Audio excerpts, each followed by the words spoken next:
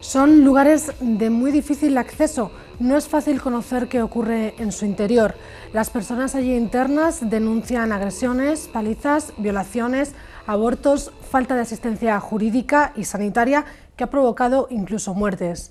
No estamos hablando de Guantánamo ni de cárceles en dictaduras lejanas, hablamos de los CIES, conocidos ahora como CCs, Centros de Internamiento para Extranjeros, lugares que se encuentran en un limbo legal y donde los derechos y las libertades están en tela de juicio por asociaciones vecinales, ONGs como Amnistía Internacional, la propia Naciones Unidas e incluso la policía.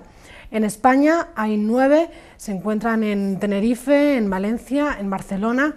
El de Málaga ha sido cerrado recientemente gracias a la presión ciudadana y también aquí en Madrid, en el barrio de Aluche, en la antigua cárcel de Carabanchel.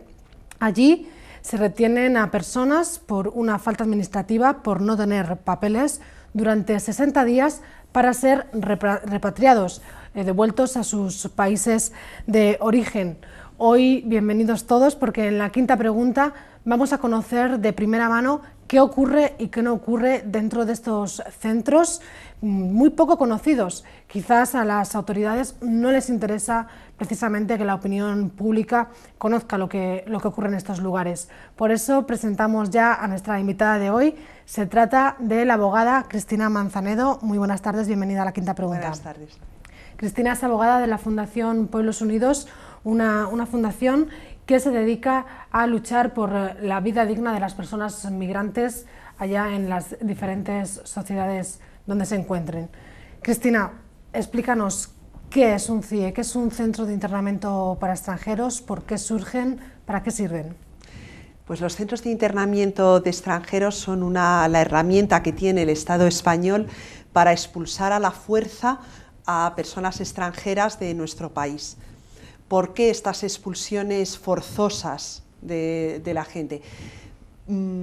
Se trata de gente que no tiene permiso de trabajo y residencia en vigor, que no tiene los papeles, o bien porque nunca los han tenido, o bien entraron en una patera o entraron con un visado de turista y luego han permanecido entre nosotros, o bien es gente que sí los ha tenido durante mucho tiempo, lleva años entre nosotros y no ha podido renovarlos. En un momento dado los ha perdido porque no tiene un contrato de trabajo y no ha podido con ello renovar su permiso de trabajo y residencia, o ha tenido algún problema con la justicia. En estos casos, cuando no hay permiso de trabajo y residencia, la ley contempla la posibilidad en último extremo y como último recurso, hay otras medidas anteriores, de la expulsión forzosa, es decir, de cuando el Estado ejerce una coacción y una fuerza para expulsar a personas de su territorio.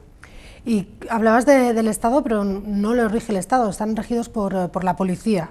¿Qué implica esto? Dentro del Estado español, los centros de internamiento de extranjeros están gestionados por el Cuerpo Nacional de Policía, están gestionados por el Ministerio de Interior, y todas las personas que trabajan en el mismo son policías. Esto, a través de los años, lo que ha supuesto es que el régimen de internamiento focaliza sobre todo, y lo que importa es las funciones de control y seguridad, que son las más propias de la policía, en detrimento de las condiciones de vida de las personas internas. Son sitios en donde se puede estar hasta 2 meses con una expulsión inminente fuera de España, pero donde las necesidades de las personas de comunicación, de información, de visitas médicas no son atendidas, sino que lo que prima es el tenerlos encerrados en un sitio a la espera de la expulsión a sus países de origen.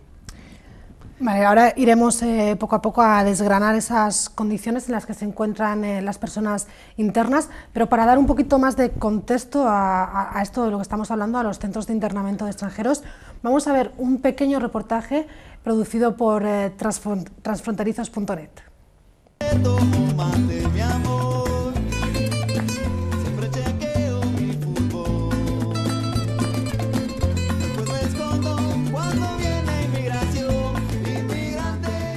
yo estoy aquí porque a las 5 de la mañana me han llamado que mi hijo está detenido. Y la contestación del señor fue la primera: ¿ha de haber robado o ya le van a deportar? Como le dije, ni en mi país he tenido ese problema, no sé, y por eso vengo a preguntar. Y que no me quieren dar información, no sé qué tengo que hacer. Estoy parada aquí desde las 6 de la mañana y yo tengo 2 nietos que están conmigo y llego acá, deberían darme una información, decir, bueno, pues se portó mal con la autoridad o hizo tal cosa. Ayer le llamaron a mi mujer al teléfono que se acerque aquí a los poblados, a la comisaría número 1 Latina, que si no se acerca se va a arrepentir. Ha venido, ha entrado y no sale. Y es por la sencilla razón que cuando hemos venido a retirar la tarjeta, hacemos cola, madrugamos a las 5 de la mañana. Hacen pasar unas 20 personas y dice, ahí para. Estando parados aquí y ahí la cola, viene gente de allá y se mete. Al policía le decimos, ¿por qué? Si nosotros madrugamos. ¿Por qué se mete esa gente? Dice, porque a mí me da la gana. Aquí el que mando soy yo. Entonces mi mujer en realidad le dijo, si aquí estás para que pongas orden, no el desorden. Le dijo, silencio, y te vas para adentro. La cogió del brazo y se la llevó para adentro. Sí.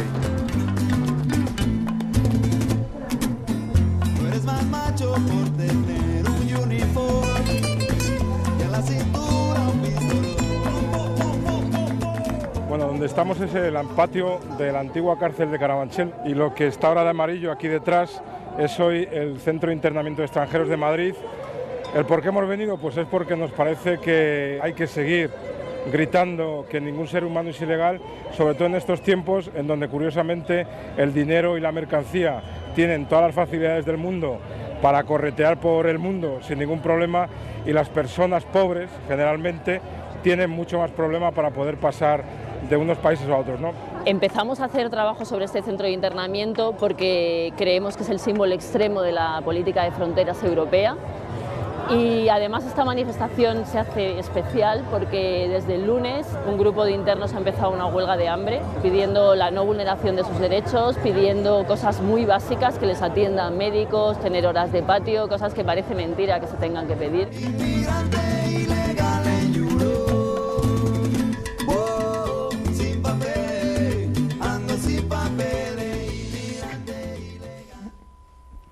Ahí teníamos ese vídeo que es ya de 2008, son muchos los años que llevan miles de personas denunciando lo que ocurre dentro de estos centros. Pueblos Unidos, esta fundación nacional, lleva también trabajando de una manera muy incansable, digamos, de manera incansable por los derechos de las personas migrantes. Es una de las pocas ONGs, digamos, que han podido entrar, ya que las visitas a estos centros están muy restringidas.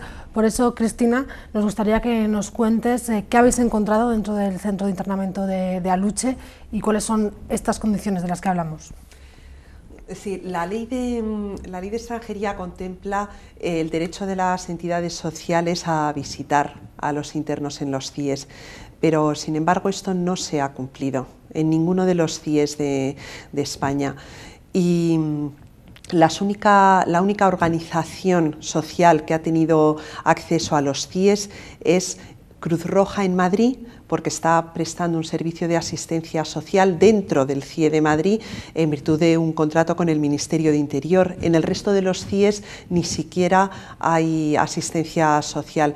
Entonces, varias organizaciones de Madrid nos dirigimos a los juzgados de vigilancia y control de los CIEs y en enero 2011 el juzgado que estaba en funciones de control dictó un auto diciendo al CIE de Madrid que tomase las medidas necesarias para que hubiera un régimen de visitas para organizaciones sociales que se puso en marcha en marzo del año 2011. Para que nos hagamos una idea, los CIE existen desde 1985 y solo en marzo del 2011, por primera vez, y solo en el de Madrid, no en los demás, se permite el acceso de entidades sociales a visitar a los internos. Desde entonces se ha puesto en marcha un sistema que funciona razonablemente bien. Las ONGs que lo desean pueden ir de lunes a viernes en Madrid nada más de 10 a 1. Y nosotros esperábamos que el reglamento de los CIEs, que no existe, extendiera esta práctica al resto de los centros de internamiento de las organizaciones sociales.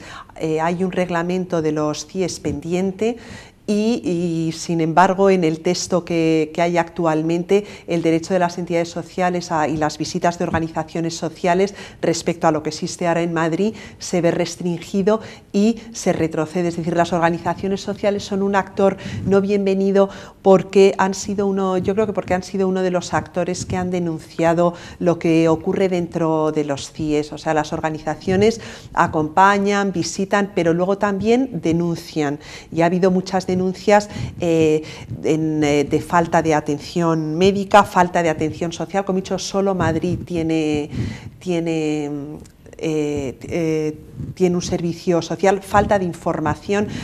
La mayoría de la gente que está en los centros de internamiento de extranjeros no sabe por qué está, no comprende su situación. Estaba en la calle haciendo su vida normal, llevando a sus hijos al colegio o yendo a los cursos que está haciendo, y en una gran mayoría de los casos es gente que ha parado la policía por la calle, documentación, no tiene permiso de trabajo de residencia en vigor y ha acabado en un CIE para expulsión inminente, pero no entiende qué es lo que hace en un CIE privado de libertad sin haber cometido ningún delito. Lo que dicen. Entonces, esa situación de por qué se priva de un derecho fundamental sin haber cometido un delito, es gente que tiene familia, que en ocasiones muchas veces ha tenido permisos, ¿no?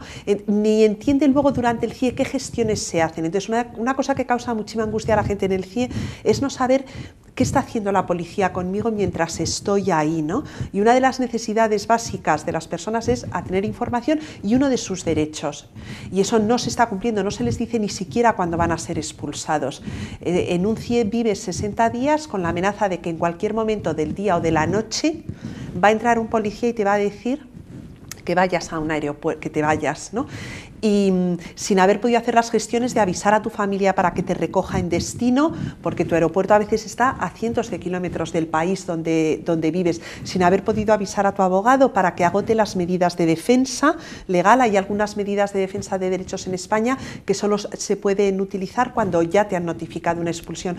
Bueno, el caso de información es solo, me he detenido un poquito más por poner un ejemplo de cómo en la gestión de los CIES no son cuestiones de dinero, sino son, yo creo que los CIES plantean un problema ético muy fuerte como sociedad en cómo a la hora de gestionar una política pública de control migratorio que los ciudadanos quieren, pero cómo en el ejercicio de una política legítima se pisotean derechos individuales de las personas muy básicos, como es el derecho a la información, que es simplemente respetar la dignidad de las personas.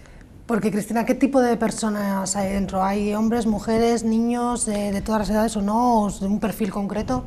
En los CIES hay distintos tipos de población. Hay o bien gente que acaba de llegar a nuestro país.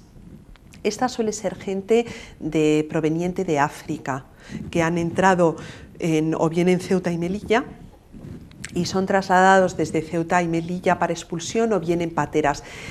Estas personas que acaban de llegar, para ellos el paso por el CIE es parte de su periplo migratorio. Ellos saben que antes de poder estar en España seguramente pasarán 2 meses en un centro de internamiento y que muchos de ellos serán devueltos a su país. Para los que salen fuera...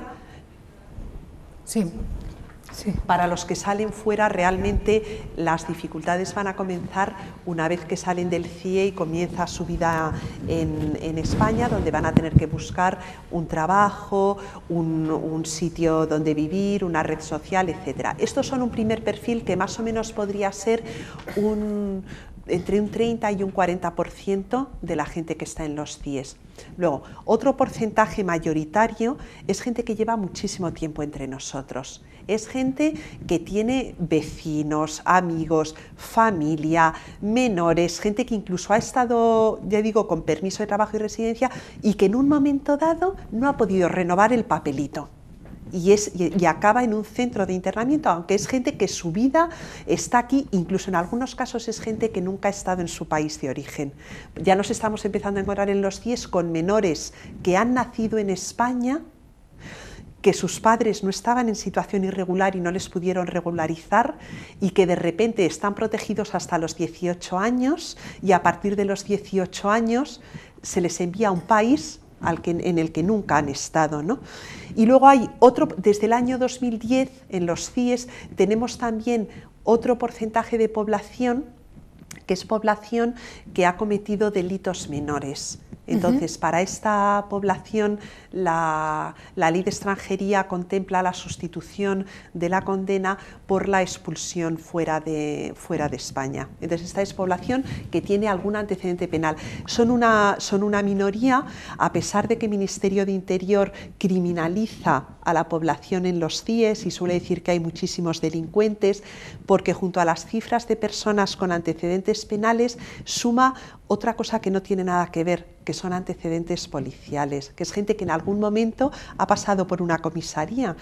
O sea, hasta si te paran en un coche y no llevas por exceso de velocidad y tienes que... Sí. Eso es y vas a comisaría, es un antecedente policial y eso infla y criminaliza y estigmatiza a la población que hay en los centros de internamiento de extranjeros. Sí, de todas maneras, seguramente muchos de nosotros lo hemos visto en la calle, hemos visto policías rodeando a una persona de color, a una persona con otro tipo de piel, pues eso, con rasgos étnicos diferentes a la población española, unas redadas indiscriminadas y denunciadas también incluso por la Unión Europea, por esa falta de igualdad que sufre la población migrante aquí en este país. Volvemos al interior de los CIES, Cristina. Hablábamos de esas condiciones, te estaba refiriendo a la falta de información, a esa falta de poder tener un diálogo con el abogado, de no saber por qué estás ahí dentro. Y esas agresiones que denuncian los internos, ¿son ciertas, no son ciertas? Sí, hay agresión. Lo que es cierto es que desde luego en los CIES hay muchas quejas sobre agresiones. Si se han producido o no, quien debe decirlo al final es un juzgado, pero desde luego lo que nosotros podemos decir es que hay muchas quejas y que muchas, además, los relatos son bastante consistentes. ¿Cómo cuáles, por ejemplo? Y que entonces, en esos casos, lo que hay que hacer es una investigación a fondo, porque los CIES, o sea, las personas que están en los CIES, el único derecho que tienen privado es el de libertad, porque están a la espera de una expulsión, pero mantienen todos sus derechos.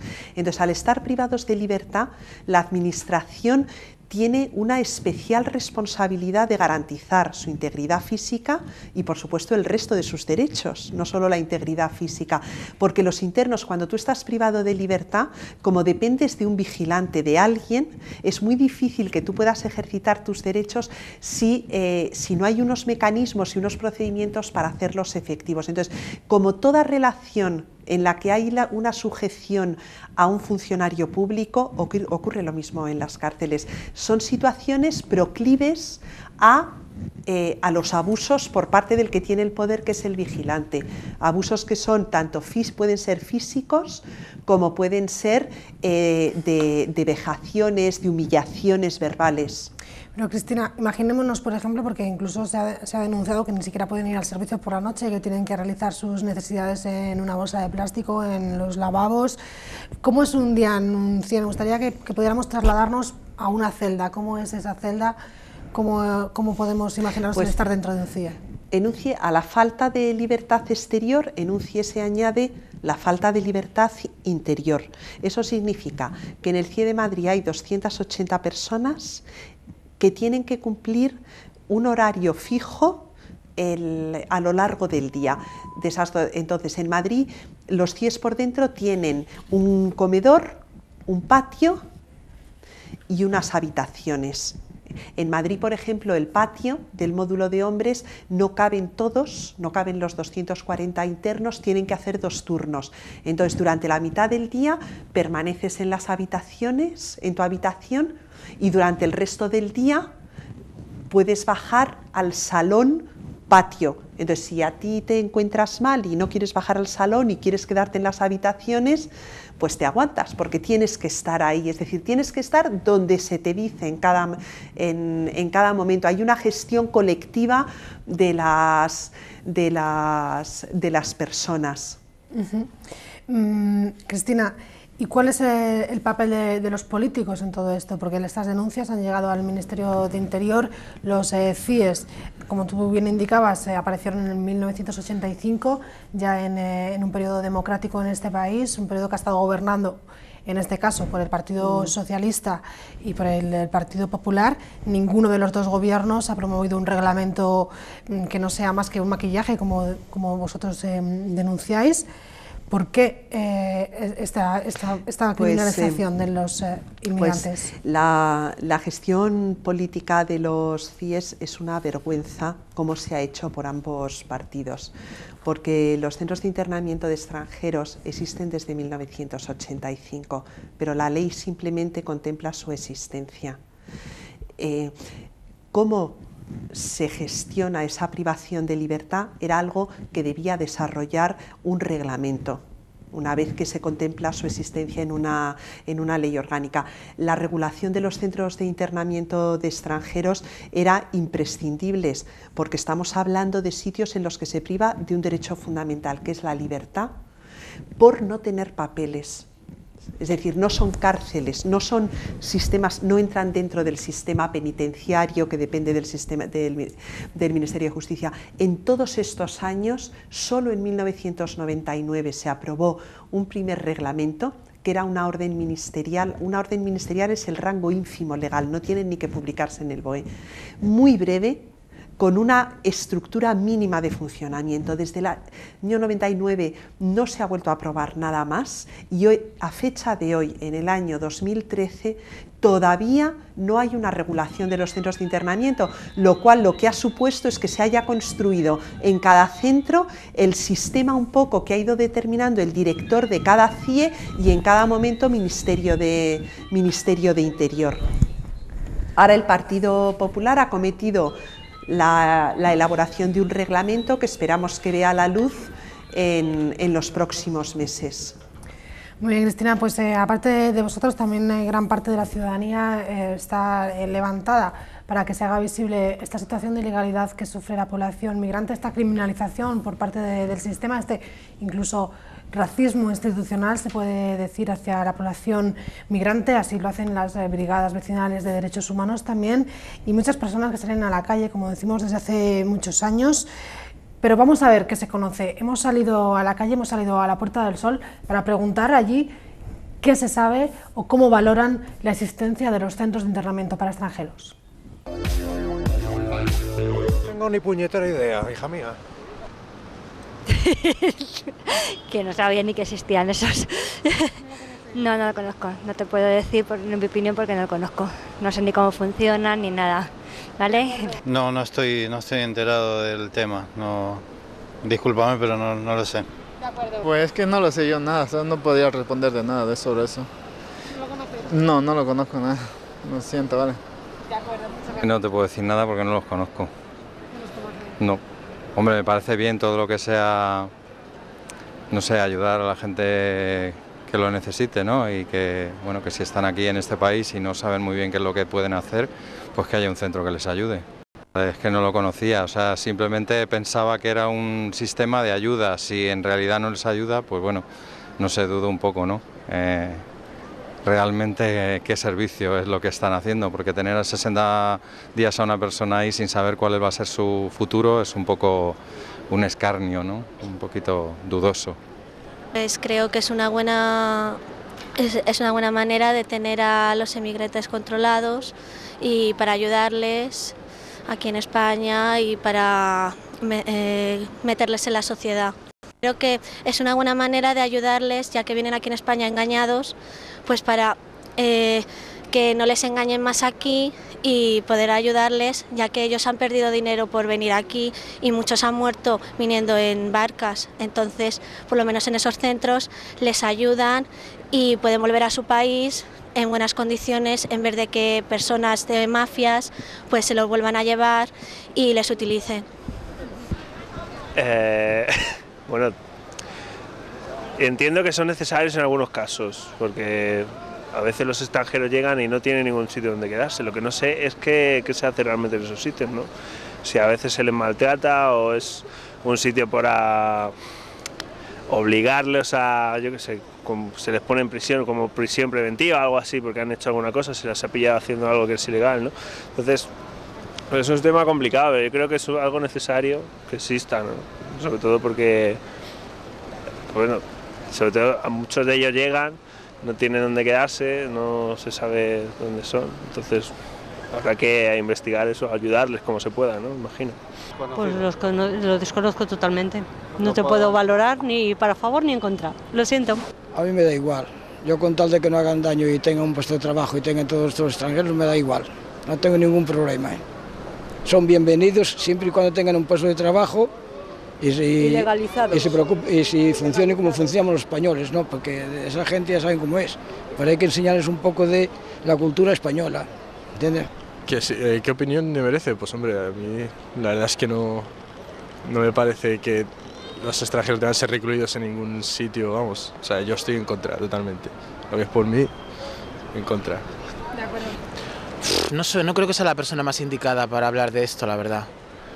Hombre, no lo sé. Yo no sé la necesidad exacta para que los haya o no, y el régimen de irregulares o regulares que pueda haber extranjeros aquí, es que no tengo muy conocido el tema para juzgarlo. De todas maneras, debían de tener una adecuación para que la gente estuviera cómoda, estuviera en unas condiciones favorables y mantener el proceso legal del régimen de extranjería.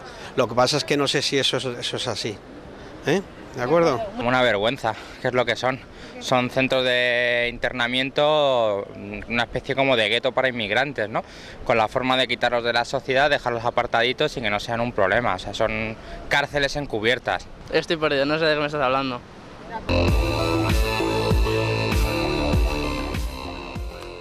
Ahí teníamos esa pequeña encuesta en la Puerta del Sol. Cristina, no sé qué opinión te merece estos comentarios que acabamos de ver. Claro, que los CIES efectivamente son muy desconocidos. Como ninguno de nosotros vamos a acabar en un centro de internamiento de extranjeros, eso hace que, y la inmensa mayoría de los inmigrantes que hay en España son personas con permiso de trabajo y residencia, eso hace que, a pesar de que es la parte más represiva de la política migratoria y la parte más susceptible de vulneración de derechos y con la que yo creo que más gente estaría en contra, sin embargo es la parte menos conocida por la ciudadanía. Nosotros desde luego estamos en contra de los centros de internamiento de extranjeros. Hay además otras alternativas para gestionar la estancia irregular, como se hace además en otros países. ¿Y qué les dirías a estas personas que están en contra de la inmigración, sobre todo de esta inmigración que es ilegal? Bueno, la llamaría irregular. El Parlamento Europeo ha pedido por favor a los Estados y a la ciudadanía que hablemos de inmigrantes irregulares, no ilegal. Ningún ser humano es ilegal, lo que es una circunstancia de irregularidad que además puede cambiar en el tiempo a la regularidad. ¿Qué les diría a estas personas? Les diría dos cosas, que todos los países del mundo que reciben migración, todos tienen bolsas de migración irregular. Es algo que es imposible evitar, mayores o menores, pero con la migración, parte del fenómeno migratorio, que es positivo y que todos queremos, pero que tiene también dificultades, en todos los países existe siempre cierta población que no consigue regularizar su situación. Entonces, con eso tenemos que convivir. Entonces, una cosa es cómo se gestiona eso y qué medidas hay para intentar que la migración sea una migración regular, y otra cosa es, con esa población que está aquí y que va a estar, deben respetarse sus derechos. Hay derechos que van unidos a la condición de ser humano. La Declaración de Derechos Humanos nos sacó de la Edad Media. Fue un avance enorme para la humanidad. Entonces, démonos cuenta que en casos como los de los CIES, lo que nos estamos jugando es si de verdad creemos en la dignidad de cada ser humano como ser humano, independientemente de su situación administrativa. Porque si creemos que no, si empezamos a creer que la gente que no tiene papeles son ciudadanos, son categorías de segunda y que no merecen el mismo respeto, entonces vamos a justificar la existencia de sitios como los CIE. ¿Y qué papel juegan los medios de comunicación a la hora de que esta situación o esta percepción por parte de la opinión pública sea la que realmente es, pues, por lo menos, muy desconocida? Fundamental. Los medios de comunicación han ayudado a que se conozca. El poder multiplicador de un medio de comunicación, de programas como el vuestro, pueden acercar un tema que, como digo, es muy poco visible para la ciudadanía. Desde luego, para las organizaciones sociales vemos a los medios de comunicación como un aliado. De hecho, hay una experiencia muy interesante que ha sido el papel que han jugado los medios de comunicación. Yo resaltaría, por ejemplo, en diciembre de 2011 fallecen 2 personas.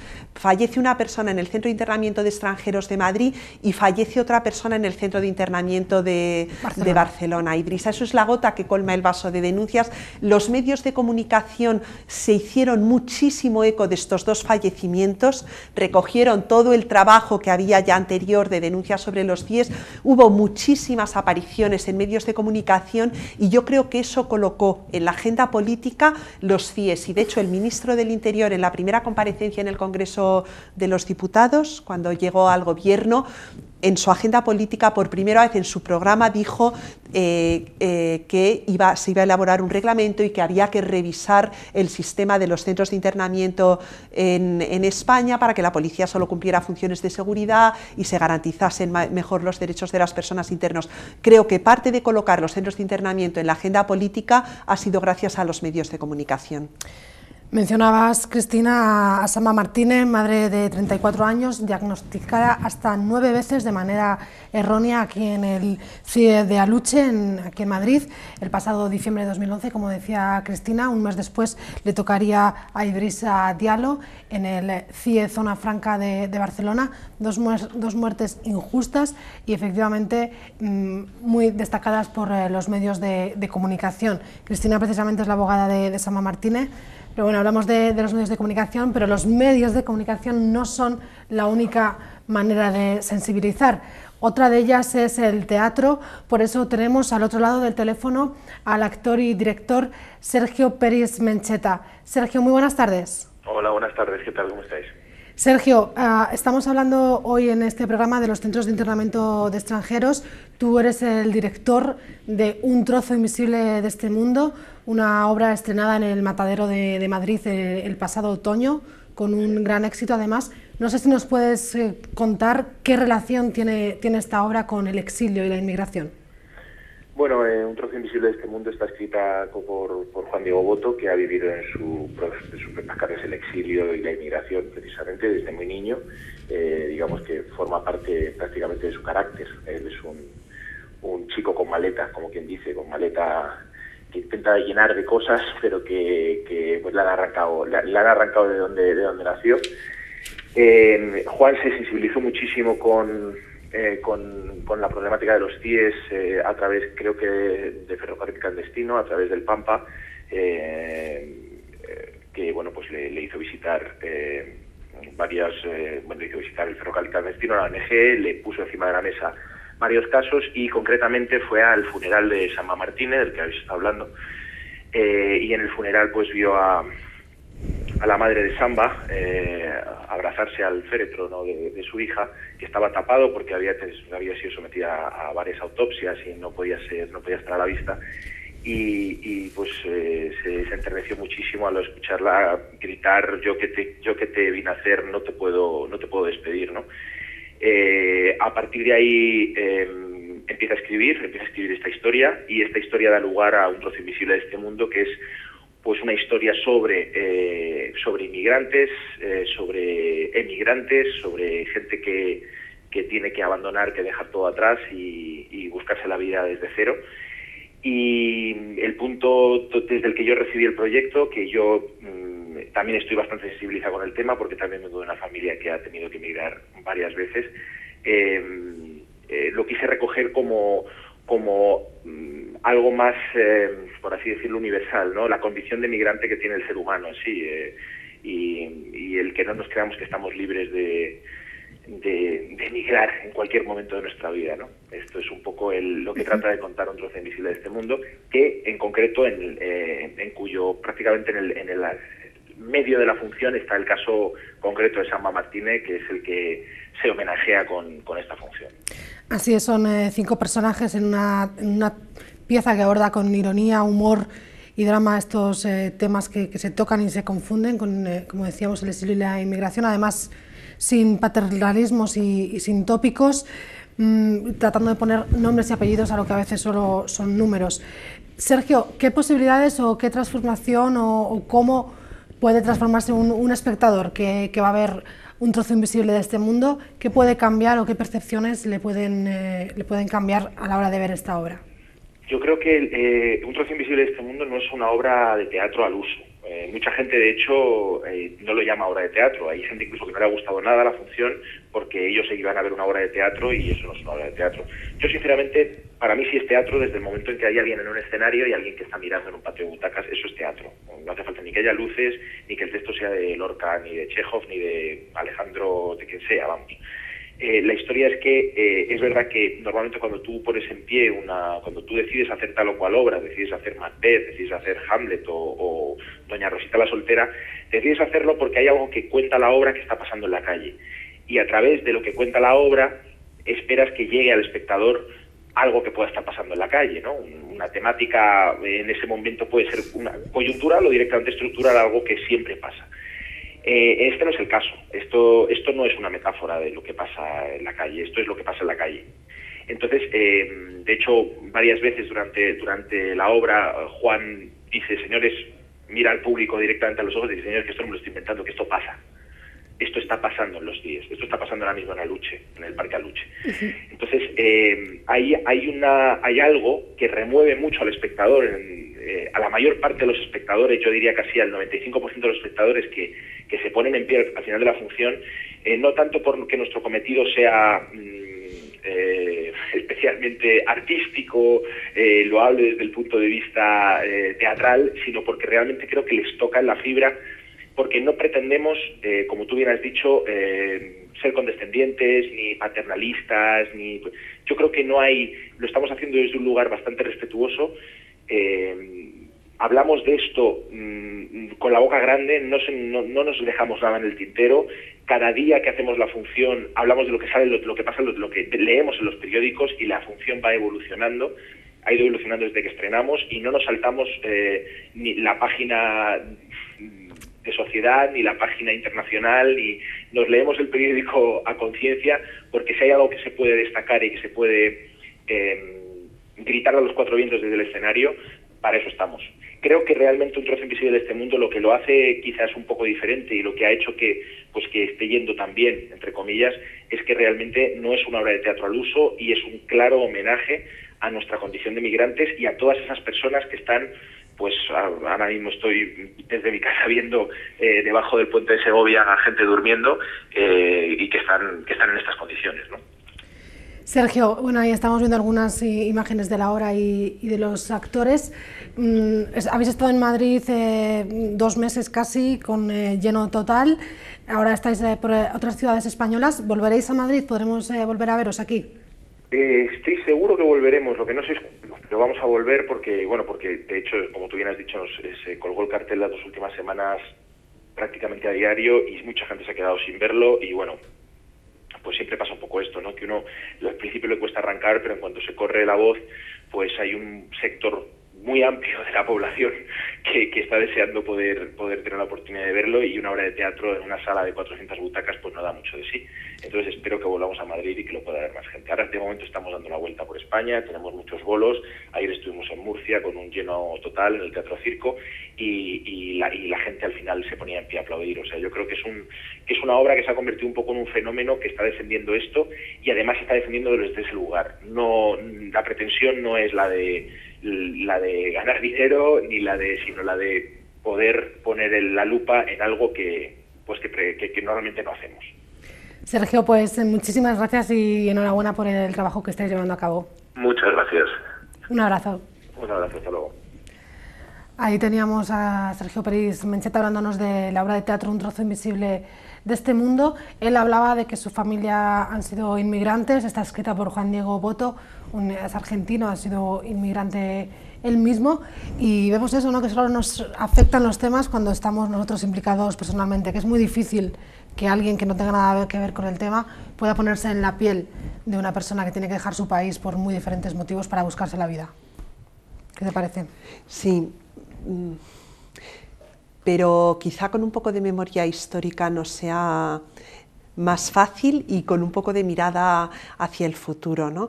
Porque desde luego no están tan lejanos los tiempos en que la generación de nuestros abuelos, nuestros padres, cruzaban los Pirineos para ir a Europa, ¿no? Y yo creo que casi ninguno de nosotros no tenemos un antepasado próximo, porque 2 generaciones no es mucho tiempo, ¿no? No tenemos un antepasado migrante y ya si miramos la historia de la humanidad, la historia de la humanidad es historia de movilidad humana. La gente se ha ido moviendo buscando prosperar. Y eso es un anhelo legítimo. Y luego, además, eso es lo que vamos a ver ahora en nuestros hijos. Yo tengo 4 hijos, estoy segura que más de uno de ellos buscará trabajo fuera de España. No, de hecho, así está pasando. Ahora mismo la tasa migratoria está cambiando y son más españoles que están saliendo afuera, sobre todo jóvenes, para buscarse la vida, ya que aquí ahora mismo el trabajo se está negando no solo para los inmigrantes, también para la propia población nativa. En época de crisis, además, es más complicado, ya decimos que ya para los españoles, para los inmigrantes más, son además apuntados como que nos vienen a quitar el trabajo, como que complican más la situación en época de crisis. Ahora aquí en España, además, les han quitado a las personas que están en situación irregular la atención sanitaria, no pueden acceder al médico, aunque hay mucha rebelión por parte de los sanitarios en este sentido. La ley de extranjería también les criminaliza y además ahora la nueva reforma del Código Penal llevada a cabo por el ministro Gallardón penaliza, aunque suene a ciencia ficción, penaliza la ayuda a los inmigrantes, es decir, si un español o una española da cobijo a una persona que se encuentra en la calle porque no tenga un lugar donde ir, le da comida, le ayuda a buscar trabajo, puede estar penalizado hasta con 2 años de cárcel. Algo insólito en este país en democracia y que creo que la fundación para la que tú trabajas, Pueblos Unidos, está trabajando mucho para que esta situación cambie. Sí, es verdaderamente insólito. El anteproyecto de reforma del Código Penal utiliza el miedo y la intimidación como una herramienta de control migratorio. ¿Cómo hace esto? Pues convirtiendo en delito la ayuda a las personas en situación irregular. Y sea con ánimo, sea como, o bien porque se trata de redes de tráfico, que es lo que inicialmente es perseguible como delito, ¿no? La gente que hace un negocio a base de traficar a personas, o bien sea gente que lo que hace es empadronar a alguien en su casa, facilitarle congregaciones religiosas que han acogido a personas, o bien podría ser hasta facilitar una comida en un restaurante de una persona en situación irregular. Eso es criminalizar la hospitalidad. Entonces, aunque parezca increíble, que sepamos que el Código Penal va a convertir en delito la hospitalidad con el migrante en situación irregular. La verdad es que suena pues eso, a películas de ciencia ficción, como decimos y como hablamos muchas veces en este programa, pero está pasando si no se impide cuando se ponga este Código Penal en vigor. Cristina, ya tenemos que ir terminando. No sé si quieres añadir algo más sobre estos centros de internamiento de extranjeros, qué te gustaría ver en el futuro y sobre todo si te gustaría ver, en este caso, como se pide desde muchos puntos diferentes, su cierre. Sí, definitivamente. Nosotros en España tenemos 2 problemas. Uno son las malas condiciones de los CIES, de las cuales hemos hablado y que justificarían su cierre, pero el otro problema que tenemos es la cantidad de gente que va a estos centros. Más o menos están ingresando 1000 personas al mes, de las cuales son expulsadas la mitad. El internamiento, sin embargo, en nuestra legislación está contemplado como último recurso. O sea, hay muchas otras herramientas en nuestra ley para gestionar la estancia irregular. E incluso antes de ir al internamiento, la ley dice hay que ver las circunstancias particulares de cada caso. No basta usted estar en situación irregular. No, oiga, vamos a ver cuál ha sido su trayectoria, si tiene familia, si tiene posibilidades de regularizarse, si va a ser posible su expulsión antes de proceder a un internamiento. Y en España se está haciendo de forma automática. Desde luego, solo con que se utilizase además el internamiento como último recurso para los casos más graves, en los que además se va a poder proceder a una expulsión, reduciría muchísimo la población que hay en los CIES. Si aparte de eso la población penitenciaria, como he dicho, que viene de prisión, se pudiera gestionar dentro de las cárceles y del sistema penitenciario, dejaríamos los CIES casi vacíos. Bueno, pues eso esperamos, por lo menos que se regularice y que no se prive de derechos y libertades a ninguna persona sin causa justificada, sobre todo. Cristina Manzanedo, muchísimas gracias por acompañarnos esta tarde. Esperamos que haya ayudado un poco a esclarecer esto que está pasando aquí en nuestro país. Seguro. Muchas gracias por hablar del tema. Buenas tardes. Y a ustedes lo mismo, muchísimas gracias por estar ahí. Nos veremos en la próxima edición de La Quinta Pregunta, siempre y cuando quieran acompañarnos.